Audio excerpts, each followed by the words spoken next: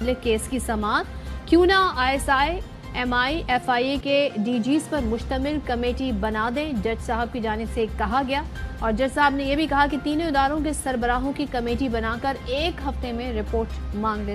जी देखिए, Islamabad high court में Bloch तलबा की अदम बाजियाबी से मुताल्लिक केस की समाअत जारी है। जस्टिस मोहसिन अख्तर कियानी ने समाअत की है। वज़ीर-ए-आज़म को तलब किया गया था, लेकिन वज़ीर-ए-आज़म पेश नहीं हुए। ताहम सेक्रेटरी दाखिला अदालत में पेश हुए, वजारत इत्तिफा के हुकाम पेश हुए हैं, वज़ीर कानून जो है वो पेश हुए, जबकि अटॉर्नी जनरल पेश हुए। जस्टिस मोहसिन अख्तर कियानी ने कहा कि 16 माह की जो हुकूमत आई है वो भी इससे मुताल्लिक कोई नहीं कर सकती। हुकूमत जो भी आए वो मिसिंग पर्सन का मसला हल नहीं कर सकती।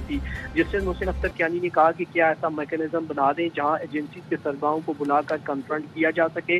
अदालत ने साथियों से मुतालिक भी केस का हवाला दिया है। अदालत ने कहा कि सेक्रेटरी दिफा और दीगर को 1-1 करोड़ का जुर्माना किया, लेकिन वो केस हाई कोर्ट में ज़ेर इल्तवा है। जस्टिस मोहसिन अख्तर कियानी ने कहा कि क्यों ना DG ISI, DG MI और DG FIA पर मुश्तमिल कमेटी बना दें। तीनों सरबराहों को बुलाकर उन पर मुश्तमिल कमेटी बनाकर 1 हफ्ते में रिपोर्ट तलब कर लेता हूँ। जस्टिस मोहसिन अख्तर कियानी ने मज़ीद कहा कि क्यों मैं वज़ीर-ए-आज़म या किसी और शख्स को बुलाऊं, इन अफसरान को बुला लेता हूँ। इस दौरान शेर अफजल मरवत अदालत में पेश हुए। उन्होंने अपना वाक़या अदालत के सामने रखा और कहा कि गुज़िश्ता रोज़ पुलिस और CTD ने मेरे घर छापा मारा है और हमारा एक मुलाजिम उठा कर ले गई है। अदालत ने सेक्रेटरी दाखिला को मुखातिब करते हुए कहा कि